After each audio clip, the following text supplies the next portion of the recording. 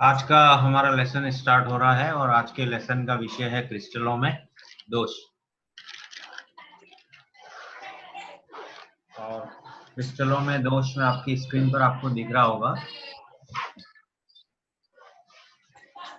हमने विभाजन कर रखा है, पूरा चार्ट बना रखा है। लेकिन सबसे पहले हम पढ़ते हैं कि दोष होते क्या हैं। तो जब किसी क्रिस्टल का निर्माण होता है, अर्थात क्रिस्टलीकरण की अभिक्रिया होती है, क्रिस्टलीकरण की प्रक्रिया चलती है, तब उस प्रक्रिया के समय जो कण जमते हैं, उन कणों की जमावट में जो आदर्श व्यवस्था होती है उससे थोड़ा विचलन आ जाता है, और उस विचलन को ही कहा जाता है क्रिस्टलों में दोष। जैसे हम किसी काम में बहुत एक्सपर्ट हैं, लेकिन अगर हम बहुत तेज गति से कर रहे हैं या साधारण गति से भी कर रहे हैं, तो हमारे से छोटी मोटी चूक हो जाती है। एक भी चूक नहीं हो, उसके लिए हमें उस काम को अत्यंत ही मंद गति से करना पड़ेगा। तो इसी प्रकार से जब क्रिस्टलीकरण की प्रक्रिया तीव्र अथवा साधारण गति से होती है, तो उस दौरान क्रिस्टल की बनावट में कुछ दोष पैदा हो जाते हैं, और इन्हीं दोषों को क्रिस्टलों में दोष या क्रिस्टलों में अपूर्णताएं या ठोसों में अपूर्णताएं कहा जाता है। हालांकि क्रिस्टलीकरण की एक और खासियत है कि कई बार क्रिस्टलीकरण अत्यंत मंद गति से कराते हैं, तब भी उसमें अशुद्धियों की वजह से या किसी अन्य कारण से कुछ दोष पैदा हो जाते हैं। तो आइए हम पढ़ते हैं क्रिस्टलों में दोष। सामान्यतः इन क्रिस्टलों में पाए जाने वाले दोषों को दो भागों में बांटा गया है। पहला है रेखीय दोष और दूसरा है बिंदु दोष। जब क्रिस्टल की जालक में जो हम बिंदु बताते हैं, क्रिस्टल जालक की रचना में हम बिंदु बताते हैं, तो जब क्रिस्टल की जालक में बिंदुओं की पूरी पंक्ति में आदर्श व्यवस्था से अनियमितता पाई जाती है, पूरी एक पंक्ति में अव्यवस्था है, पूरी एक पंक्ति गलत है, तो इसे हम कहते हैं रेखीय दोष। परंतु यदि क्रिस्टल में एक परमाणु के चारों ओर जो आदर्श व्यवस्था होनी चाहिए उसमें कोई अनियमितता है, तो उसे कहते हैं बिंदु दोष।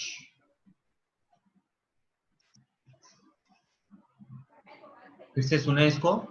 रेखीय दोष में जो क्रिस्टल जालक होता है, उस क्रिस्टल जालक की पूरी एक पंक्ति जो होती है, उस पूरी पंक्ति में अव्यवस्था हो जाती है, अनियमितता हो जाती है, आदर्श व्यवस्था से विचलन हो जाता है, और उसको कहते हैं रेखीय दोष।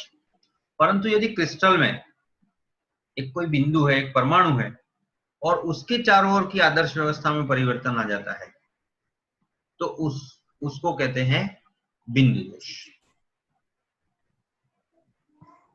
रेखीय दोष जो है वो आपके आरबीएससी के पाठ्यक्रम में नहीं है, इसलिए अपन उसको केवल परिभाषित करके छोड़ रहे हैं। परंतु बिंदु दोष जो है वो आपके पाठ्यक्रम में है, और उन्हीं के बारे में हम यहाँ पर पढ़ेंगे। बिंदु दोषों को पुनः 3 भागों में बांटा गया है। आप देखिए, स्ट्राइकियोमेट्री दोष, नॉन स्ट्राइकियोमेट्री दोष और अशुद्धता दोष। स्ट्राइकियोमेट्री दोष, नॉन स्ट्राइकियोमेट्रिक दोष और अशुद्धता दोष। स्ट्राइकियोमेट्री दोष जो है उसमें अणुओं की स्ट्राइकियोमेट्री नहीं बदलती है। स्ट्राइकियोमेट्री का मतलब है कि जो हम संयोजकता वगैरह से किसी अणु का बनना समझते हैं, तो उसके प्रत्येक अणु में परमाणुओं की संख्या का एक अनुपात निश्चित होता है। जैसे हम H2O की बात करें, तो यहाँ हाइड्रोजन के 2 परमाणु हैं और ऑक्सीजन का 1 परमाणु। अगर बर्फ का क्रिस्टल, जितने भी जल के अणु पाए जाते हैं, उस क्रिस्टल के सारे अणु मिलकर के इस नियम का पालन कर रहे हैं, और अगर उसमें हाइड्रोजन परमाणुओं की संख्या ऑक्सीजन परमाणुओं की संख्या से दुगुनी है, तो हम कहेंगे यहाँ स्टोइकियोमेट्री है, स्टोइकियोमेट्री नहीं बदली। परंतु अगर किसी कारण से कोई ऐसी अव्यवस्था हो जाए जिसकी वजह से ऑक्सीजन के जितने परमाणु होने चाहिए उससे एक कम हो जाए, या हाइड्रोजन के जितने परमाणु होने चाहिए उससे एक बढ़ जाए, कम हो जाए, इस तरह से गड़बड़ हो जाए, तो ऐसी अवस्था को हम कहते हैं नॉन स्टोइकियोमेट्री। यानी कि संयोजकता की दृष्टि से जितने परमाणु होने चाहिए थे उनका अनुपात बिगड़ गया। तो दोष की वजह से जब इस प्रकार का अनुपात नहीं बदलता है तो उसको कहते हैं स्टोइकियोमेट्री दोष। और जब किसी दोष की वजह से स्टोइकियोमेट्री अनुपात बदल जाता है, परमाणुओं का अनुपात बदल जाता है, तो उसको कहते हैं नॉन स्टोइकियोमेट्री दोष। और तीसरा है अशुद्धता दोष। तो सबसे पहले हम पढ़ते हैं स्टोइकियोमेट्रिक दोष, और स्टोइकियोमेट्रिक दोष को पुनः 2 भागों में विभाजित किया गया है। एक भाग अनआयनिक दोष, ऐसे पदार्थों के दोष जिनमें आयन नहीं पाए जाते, परमाणु पाए जाते हैं। और दूसरे उन पदार्थों की बात कर रहे हैं हम जिनमें आयन पाए जाते हैं, और उनको कहते हैं आयनिक दोष। अनायनिक दोषों को पुनः 2 भागों में बांटा गया है, चार्ट में आप देखते रहिए। पहला है रिक्तिका दोष और दूसरा है अंतराकाशी दोष। और आयनिक दोषों को भी पुनः 2 भागों में बांटा गया है, फ्रैंकल दोष और शॉटकी दोष। तो इस तरह से क्रिस्टलों के दोष की हम बात करें शुरू से वापस, तो 2 प्रकार के दोष पाए जाते हैं, रेखीय दोष और बिंदु दोष। रेखीय दोष हमारे पाठ्यक्रम में नहीं है। बिंदु दोष को 3 भागों में बांटा गया है, स्टोइकियोमेट्रिक दोष, नॉन स्टोइकियोमेट्रिक दोष और अशुद्धता दोष। स्टोइकियोमेट्रिक दोषों को पुनः 2 भागों में बांटा गया है, अनआयनिक दोष और आयनिक दोष। अनआयनिक दोषों को पुनः 2 भागों में बांटा गया है, रिक्तिका दोष और अंतराकाशी दोष। आयनिक दोषों को पुनः 2 भागों में बांटा गया है, फ्रैंकल दोष और शॉटकी दोष। और नॉन स्टोइकियोमेट्रिक दोष को भी 2 भागों में बांटा गया है, धातु आधिक्य दोष और धातु न्यूनता दोष। तो सबसे पहले हम इधर अनायनिक दोषों को पढ़ते हैं। और अनायनिक दोषों में देखिए मैंने 2 चित्र बना रखे हैं, एक दोष है रिक्तिका दोष और दूसरा है अंतराकाशी दोष। रिक्तिका दोष में आप देखिए परमाणु जमे हुए हैं, एक क्रिस्टल बना रखा है मैंने नीचे और उसमें परमाणु जमे हुए हैं, लेकिन उन परमाणुओं या उन कणों के जमते जमते बीच में 2 स्थान ऐसे आए हैं जहां परमाणु नहीं जमे हैं, जिसको मैंने चौकोर कर रखा है। खाली स्थान रह गया, वहां परमाणुओं को जाना था लेकिन किसी वजह से वहां परमाणु कण नहीं जा पाए और खाली स्थान पैदा हो गया। तो इस प्रकार जो खाली स्थान पैदा हो गया उसकी वजह से इस दोष को कहते हैं रिक्तिका दोष। इस दोष को क्या बोलते हैं? रिक्तिका दोष। और रिक्तिका दोष का क्या प्रभाव पड़ेगा? तो रिक्तिका दोष की वजह से क्या हो जाएगा, जितने परमाणु होने चाहिए थे उनकी संख्या परमाणुओं की कम हो गई, और परमाणु की संख्या कम होने से क्रिस्टल का घनत्व क्या हो जाता है? कम हो जाता है। तो रिक्तिका दोष की एक खासियत है कि क्रिस्टल का घनत्व क्या हो जाता है? कम हो जाता है। रिक्तिका दोष की एक खासियत है, क्रिस्टल का घनत्व कम हो जाता है। ऐसा किसी क्रिस्टल को गर्म करने पर भी हो सकता है, चोट करने पर भी हो सकता है, अन्य किसी कारण से भी हो सकता है। तो रिक्तिका दोष में परमाणु क्या होते हैं? बाहर निकल जाते हैं। अंतराकाशी दोष, अंतराकाशी दोष में क्या होता है कि परमाणु जहां होने चाहिए थे उन परमाणुओं के बीच में जो स्थान है वहां कुछ छोटे परमाणु और आ जाते हैं, कुछ छोटे परमाणु और आ जाते हैं, और छोटे परमाणुओं के और आ जाने की वजह से अंतराकाश में जो जगह खाली होती है, ये अंतराकाशी दोष उन क्रिस्टलों में पाया जाता है जिनके कणों का साइज छोटा होता है। और छोटा कण होगा तो कहीं भी बीच में थोड़ी सी जगह खाली होगी, वहां आराम से अपनी जगह बना लेगा और बैठ जाएगा। तो इस तरह से वो अंतराकाश में अपनी जगह बना लेते हैं, और इस वजह से क्रिस्टल की जो वास्तविक बनावट थी उसमें दोष पैदा हो जाता है, उसको कहते हैं अंतराकाशी दोष। आयनिक दोष की बात करें तो ये उन पदार्थों में पाए जाते हैं जिनमें धनायन और ऋणायन पाए जाते हैं, जैसे ZnS, AgCl, AgBr, AgI, NaCl, KCl, CSCl आदि। इन सब में आप देखिए, इन सब में धनायन और ऋणायन है। ZnS में जिंक धनायन है, सल्फाइड ऋणायन है, AgCl में Ag धनायन है, Cl ऋणायन है। तो इन सब में धनायन और ऋणायन पाए जाते हैं, और इन धनायन और ऋणायनों के जमने में अगर थोड़ी सी गड़बड़ हो जाती है तो उसकी वजह से जो दोष पैदा होते हैं उन दोषों को दो भागों में बांटा गया है, फ्रैंकल दोष और शॉटकी दोष। फ्रैंकल दोष को अंतराकाशी दोष समझा जाना चाहिए, उसके समान है ये। इसको विस्थापन दोष भी कहते हैं। देखिए मैंने एक चित्र बना रखा है, इस चित्र को देखिए आप, फ्रैंकल दोष के नीचे जो चित्र बना रखा है उस चित्र को देखिए आप।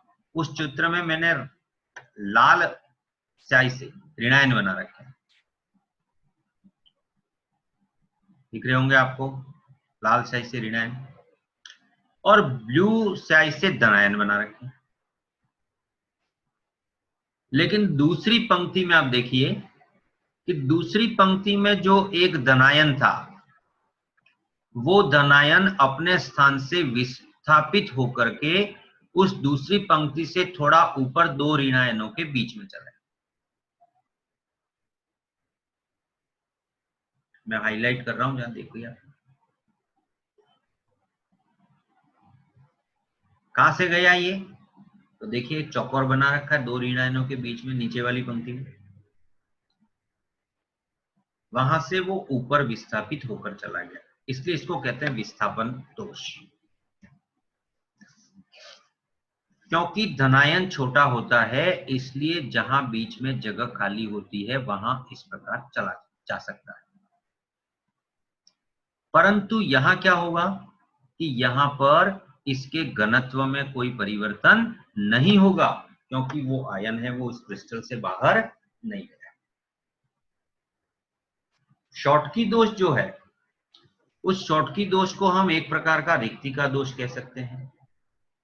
यहां भी देखिए आप, मैंने लाल स्याही से ऋणायन बना रखे हैं और ब्लू स्याही से धनायन बना रखे हैं, परंतु किसी कारण से एक धनायन और एक ऋणायन क्रिस्टल से बाहर चला गया है और उसकी जगह मैंने क्रॉस बना रखा है। लाल स्याही से क्रॉस बनाया है वो ऋणायन का है, ब्लू स्याही से जो क्रॉस बनाया है वो धनायन का है। तो यहाँ रिक्तिका पैदा हो, खाली जगह पैदा हो, इसलिए शॉटकी दोष है वो एक प्रकार का कैसा दोष है, रिक्तिका दोष है। और दोनों के उदाहरण कौन कौन से हो सकते हैं तो वो मैंने नीचे लिख रखे हैं। आगे हम इसी को डिटेल से पढ़ेंगे कि फ्रैंकल दोष क्यों होता है, क्यों पाया जाता है, फ्रैंकल दोष किसे कहते हैं। तो फ्रैंकल दोष का देखिए दूसरा चित्र यहाँ मैंने फिर बनाया है। लाल स्याही से जितने भी बना रखे हैं वो ऋणायन है, और ब्लू स्याही से जितने भी बना रखे हैं वो धनायन है। लेकिन जहां मैंने डार्क कर रखा है और एक चौकोर बना रखा है, वहां से एक धनायन विस्थापित होकर के ऊपर वाली पंक्ति में मैंने चित्र में बता रखा है तीर से, देखिए आप, चौकोर से हट करके ऊपर वाली पंक्ति में धनायन चला गया। अब फ्रैंकल दोष में क्या होता है, तो जो लघुतर, जो छोटा आयन होता है, और सामान्यतः छोटा आयन कौन सा होता है, धनायन, हमेशा अपने परमाणु से छोटा होता है। तो धनायन जो है वो अपने वास्तविक स्थान से विस्थापित होकर कहां चला गया, अंतराकाश में चला गया, जहां बीच में जगह खाली थी वहां चला गया, और उसकी जगह वास्तविक स्थान पर जगह खाली रह गई, रिक्तिका पैदा हो गई। अर्थात यह अपने स्थान पर रिक्तिका पैदा करता है और नए स्थान पर अंतराकाशी दोष पैदा, अपने स्थान पर तो रिक्तिका पैदा कर दी और नए स्थान पर अंतराकाश में जगह ले ली, तो इसकी वजह से ये जो दोष पैदा होता है उसको कहते हैं फ्रैंकल दोष।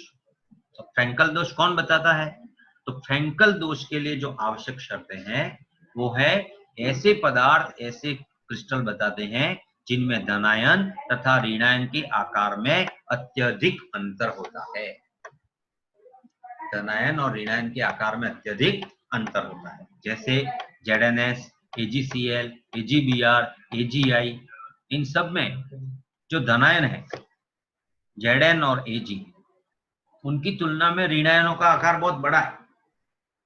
एक उदाहरण मैंने दिया है नीचे, देखो आप, Zn2+ आयन जो है उसके आयनिक त्रिज्या 74 पिकोमीटर है, जबकि सल्फाइड आयन जो है उसकी 184 पिकोमीटर है, जिंक के डबल से भी ज्यादा। तो ऋणायन बहुत बड़ा है और धनायन छोटा है, और इसलिए इनके आकार में बहुत ज्यादा अंतर होने के कारण अंतराकाश में स्थान खाली रह जाते हैं, और वो जो स्थान है वो इतना अधिक होता है कि आसानी से Zn का जो आयन है वो वहां पर अपना स्थान ले सकता है, और इस तरह से जिंक आयन के वहां चले जाने के कारण उसके वास्तविक स्थान पर जगह खाली बचती है और फ्रैंकल दोष पैदा हो जाता है। साथ ही साथ यहाँ उप सहसंयोजन संख्या कम होती है, उसके पड़ोसी परमाणुओं की संख्या क्या होती है, कम होती है। उप सहसंयोजन संख्या मैंने आपको बताया था उसके पहले, अनेक प्रकार के अपन ने पढ़े थे, उसमें द्विविमीय निबिड़ संकुलन, एक विमीय निबिड़ संकुलन। तो एक विमीय निबिड़ संकुलन में उप सहसंयोजन संख्या 2 होती है, द्विविमीय में 4 और 6 होती है, उसके बाद आगे और पढ़ा था अपन ने, उसमें उप सहसंयोजन संख्या 12 तक होती है। तो यहाँ उप सहसंयोजन संख्या क्या होती है, कम होती है। ऐसे क्रिस्टल बताते हैं जिनमें धनायन और ऋणायन का आकार अत्यधिक होता है, साथ ही उप सहसंयोजन संख्या कम होती है। दूसरा, यहां से कोई आयन बाहर नहीं गया, आयनों की संख्या में कोई कमी नहीं हुई है, और आयनों की संख्या में कोई कमी नहीं हुई है, इसलिए क्रिस्टल का घनत्व अपरिवर्तित है। शॉटकी दोष की हम बात करें तो शॉटकी दोष में नीचे मैंने एक दूसरा चित्र बना रखा है, उसको आप देखिए।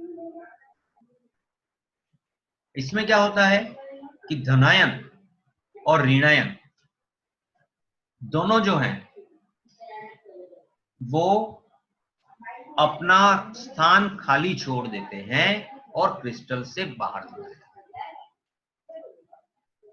धनायन और ऋणायन दोनों अपना स्थान खाली छोड़ देते हैं और उनकी जगह क्या पैदा हो जाती है, रिक्तिका पैदा हो जाती है। देखिए मैंने क्रिस्टल में बता रखा है, ब्लू शाई से मैंने धनायन बता रखे हैं, लाल शाई से मैंने ऋणायन बता रखे हैं। पहली पंक्ति में आप देखिए एक धनायन की जगह खाली है और वहां चौकोर बता रखा है, रिक्तिका पैदा हो गई। तीसरी पंक्ति में आप देखिए एक ऋणायन की जगह खाली है और वहां रिक्तिका पैदा हो गई। तो इस तरह से धनायन और ऋणायन बाहर निकल जाते हैं, और ये धनायन और ऋणायन समान संख्या में बाहर निकलते हैं। अगर एक धनायन बाहर निकला है तो एक ऋणायन बाहर निकले, है ना, 2 धनायन बाहर निकले हैं तो 2 ऋणायन बाहर। तो धनायन और ऋणायन के बाहर निकलने की वजह से पैदा होने वाली रिक्तिकाओं की संख्या क्या होती है, समान होती है। और ये दोष जो है वो ऐसे क्रिस्टल बताते हैं जिनमें धनायन तथा ऋणायन का आकार लगभग समान होता है, जैसे KCl में पोटेशियम जो है उसके आयन की आयनिक त्रिज्या जो है वो 138 पिकोमीटर होती है, जबकि क्लोराइड आयन की आयनिक त्रिज्या 181 पिकोमीटर। दूसरा, ये वे क्रिस्टल बताते हैं जिनमें उप सहसंयोजन संख्या अधिक होती है, मतलब एक परमाणु के निकटवर्ती अन्य परमाणुओं की संख्या ज्यादा, और इसकी वजह से क्या होगा, आयन बाहर निकल गए। आयन बाहर निकल गए मतलब आयनों की संख्या कम हो गई, और आयनों की संख्या कम हो गई इसलिए क्रिस्टल का घनत्व भी क्या हो जाता है, कम हो जाता है। जैसे इसके उदाहरण में हम लेंगे NaCl, KCl, CHCl, AgBr, है ना। और नमक के लिए तो एक गणना भी दे रखी है कि नमक के प्रति 10⁻16 आयन अगर हम लें तो 10⁻16 आयनों में एक शॉटकी दोष पाया जाता है, मतलब एक धन आयन कम होता है, एक ऋण आयन कम होता है, प्रति 10⁻16 आयन। तो इस तरह से इन फ्रैंकल और शॉटकी दोष को पढ़ने के बाद एक और बात आपने नोट की होगी, वो ये कि AgBr में दोनों दोष पाए जाते हैं। AgBr में फ्रैंकल दोष भी पाया जाता है और शॉटकी दोष भी पाया जाता है। ये प्रश्न JEE और नीट दोनों में एक बार आ चुका है कि निम्न में से कौन सा ऐसा आयन है जिसमें फ्रैंकल और शॉटकी दोनों दोष पाए जाते हैं। या फिर आपको ये पूछा जा सकता है कि AgBr में कौन कौन से दोष पाए जाते हैं, है ना। फिर ऑप्शन दे देगा, धातु आधिक्य दोष, धातु न्यूनता दोष, फ्रैंकल दोष, शॉटकी दोष, फ्रैंकल दोष और धातु आधिक्य दोष, ऐसे ऑप्शन देगा और उसमें से आपको ऑप्शन को राइट करना है। तो कौन से ऑप्शन का चयन करेंगे आप, फ्रैंकल तथा शॉटकी दोनों दोष पाए जाते हैं। एक अन्य प्रश्न जो यहाँ से RBSE CBSE के लिए बनता है वो है फ्रैंकल और शॉटकी दोष में कोई 3 अंतर बताइए। फ्रैंकल और शॉटकी दोष में कोई 3 अंतर बताइए। तो सबसे पहला अंतर, फ्रैंकल दोष है वो अंतराकाशी दोष है, शॉटकी दोष है वो रिक्तिका दोष है। दूसरा, फ्रैंकल दोष उन क्रिस्टलों में पाया जाता है जहां धनायन और ऋणायन के आकार में बहुत अंतर होता है। शॉटकी दोष उन क्रिस्टलों में पाया जाता है जहां धनायन तथा ऋणायन का आकार लगभग समान होता है। फ्रैंकल दोष उन क्रिस्टलों में पाया जाता है जहां उपसंयोजन संख्या कम होती है। शॉटकी दोष उन क्रिस्टलों में पाया जाता है जहां उपसंयोजन संख्या अधिक होती है। फ्रैंकल दोष में क्रिस्टल का घनत्व अपरिवर्तित रहता है और शॉटकी दोष में क्रिस्टल का घनत्व कम हो जाता है। तो मोस्टली आपको 3-3 अंतर पूछे जाते हैं और ये अपने 4 अंतर हो गए। एक और अंतर के रूप में हम उसके उदाहरण याद रखेंगे, परंतु जब हमको अंतर पूछा जाए तो ध्यान रखना AgBr का उदाहरण हमें दोनों में से किसी में भी नहीं लिखना है। AgBr का उदाहरण हमें दोनों में से किसी में भी नहीं लिखना, अंतर वाले प्रश्न, क्योंकि AgBr में दोनों दोष पाए जाते हैं और हम अंतर करने जा रहे हैं। अंतर में अगर दोनों जगह AgBr लिख दिया तो फिर हमारा अंतर हुआ ही नहीं, इसलिए ये आप ध्यान रखें। नेक्स्ट इसमें हम जो पढ़ने जा रहे हैं वो है नॉन स्टाइकियोमेट्रिक दोष। और नॉन स्टाइकियोमेट्रिक दोष, कुछ क्रिस्टलों में ऐसे दोष पाए जाते हैं जिनके कारण उनमें उपस्थित अवयवी तत्वों का अनुपात बिगड़ जाता है। इन्हें नॉन स्टाइकियोमेट्रिक दोष कहते हैं। इन्हें 2 भागों में बांटा गया है, धातु आधिक्य दोष और धातु न्यूनता दोष। धातु आधिक्य दोष के हम 2 उदाहरण यहाँ पढ़ेंगे। इनमें क्या होता है कि जो अनुपात होना चाहिए उसकी तुलना में धातु की मात्रा अधिक होती है। संयोजकता सिद्धांत के अनुसार जब हम सूत्र लिखेंगे NaCl, इसका मतलब किसी क्रिस्टल में जितने क्लोरीन के क्लोराइड आयन है उतने ही उसमें सोडियम आयन होने चाहिए, परंतु कभी कभी NaCl को सोडियम की वाष्प में गर्म किया जाता है। NaCl को सोडियम की वाष्प के वातावरण में गर्म करेंगे तो जितने भी क्लोराइड आयन हैं वो सब क्लोराइड आयन सतह पर आ जाएंगे और सतह पर आकर के अपना इलेक्ट्रॉन मुक्त कर देंगे और Na के साथ मिलकर के NaCl बना देंगे और उसकी जगह पर क्या रह जाएगा, उसकी जगह पर एक इलेक्ट्रॉन रह जाएगा। इसका चित्र मैंने इसमें नहीं बनाया है, फिर कभी अगली क्लास में आपको चित्र बना के बता दूंगा। उसकी जगह पर एक इलेक्ट्रॉन खाली रह जाएगा और वो जो इलेक्ट्रॉन होगा वो एफ केंद्र कहलाता है। प्रश्न आता है परीक्षा में अक्सर, एफ केंद्र किसे कहते हैं? तो आपको जवाब देना पड़ेगा कि धातु आधिक्य दोष के कारण क्रिस्टल में से एक ऋणायन के स्थान पर ऋणायन इलेक्ट्रॉन को मुक्त कर बाहर निकल जाता है, उसके स्थान पर एक इलेक्ट्रॉन रह जाता है। इसको एफ केंद्र, कार्बन जेंटर, कार्बन जेंटर का मतलब है रंग बनाने वाला केंद्र। जब उस क्रिस्टल पर प्रकाश गिरेगा तो ये इलेक्ट्रॉन जो है उस प्रकाश को एब्जॉर्ब करके उत्तेजित होगा और वापस उस प्रकाश को बाहर निकाल के वापस अपनी मूल अवस्था में आएगा। इस तरह से बार बार ऐसा होता रहने के कारण वहां से एक निश्चित तरंग दैर्ध्य की किरणें बाहर निकलेंगी और उन निश्चित तरंग दैर्ध्य की किरणों के संगत जो रंग होगा वो रंग हमें दिखाई देगा। इसलिए ऐसे धातु आधिक्य दोष वाले जितने भी क्रिस्टल होते हैं वो सब रंगीन दिखाई देते हैं। जैसे लिथियम क्लोराइड का क्रिस्टल है तो गुलाबी रंग का दिखाई देता है, NaCl है पीला दिखाई देता है, KCl है बैंगनी दिखाई देता है। ये हमारा छोटा सा एक कॉन्सेप्ट है, लेकिन यहाँ से 2-3 प्रश्न बनते हैं। एफ केंद्र किसे कहते हैं? क्या कारण है कि LiCl गुलाबी रंग का होता है?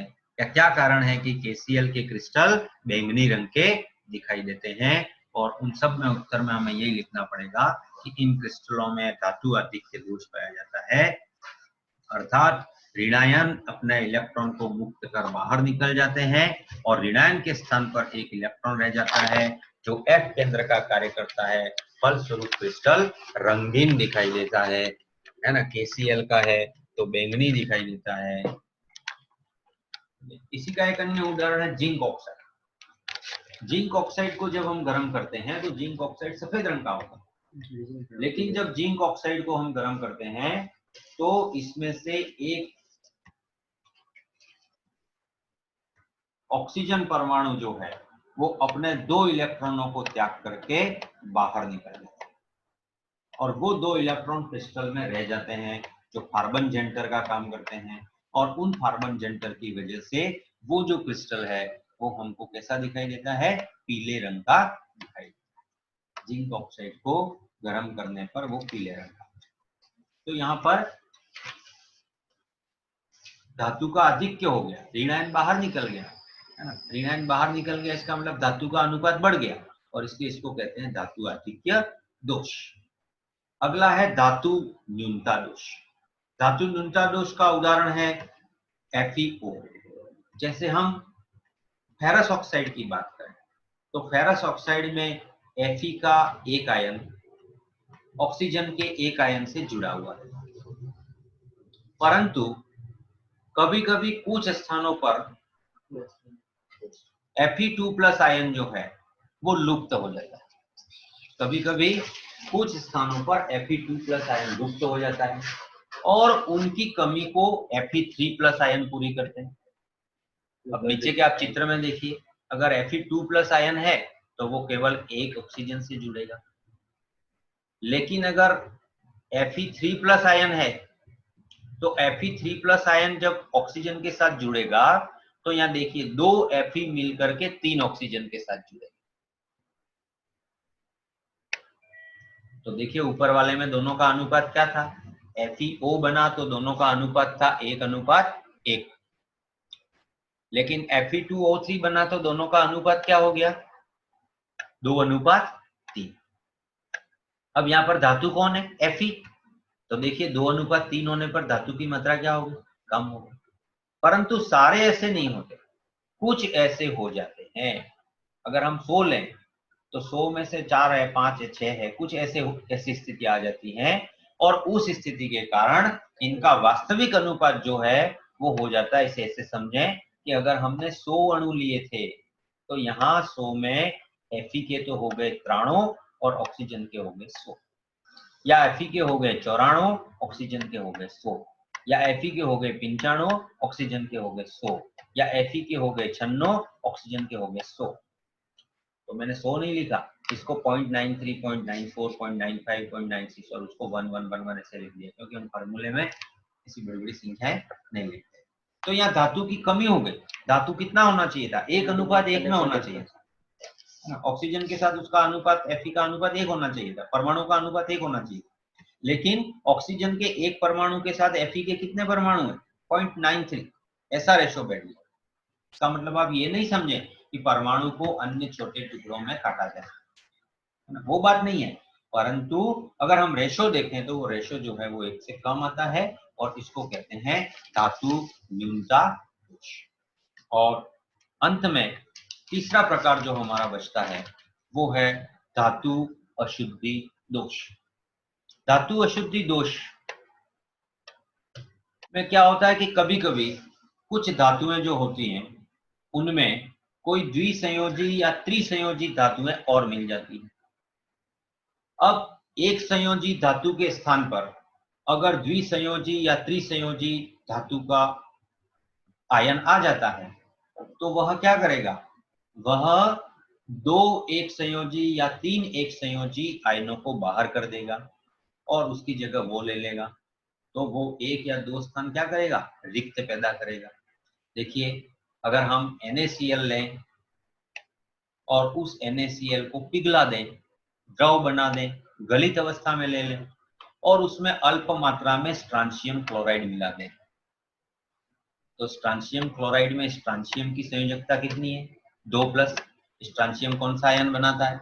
Sr2+ आयन बनाता है, यानी कि यह 2 ऋण आयनों के साथ जुड़ सकता है, जबकि सोडियम Na+ बनाता है तो केवल 1 ऋण आयन के साथ जुड़ेगा। अब यदि गलित अवस्था में इन दोनों को लेकर के वापस क्रिस्टलीकरण किया जाए तो क्रिस्टलीकरण के दौरान स्ट्रांशियम का जो आयन है वो 2 सोडियम आयनों को बाहर निकाल करके बदले में स्ट्रांशियम चला जाएगा।